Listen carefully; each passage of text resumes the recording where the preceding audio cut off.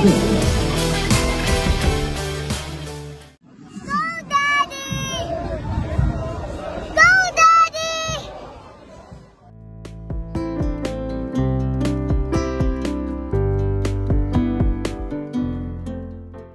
and welcome to Trending Pinoy Celebrity. Baby ni Jong Hilario na si Sarina. Proud na proud at panay ang pag-cheer sa kanya.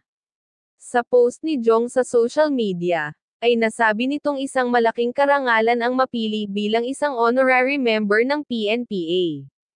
Maraming salamat Lakandula family, Class of 2015 sa tiwala.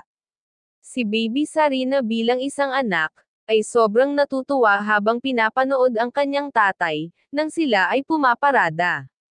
Di maitatago ang kasiyahan nito para sa kanyang tatay na si Jong.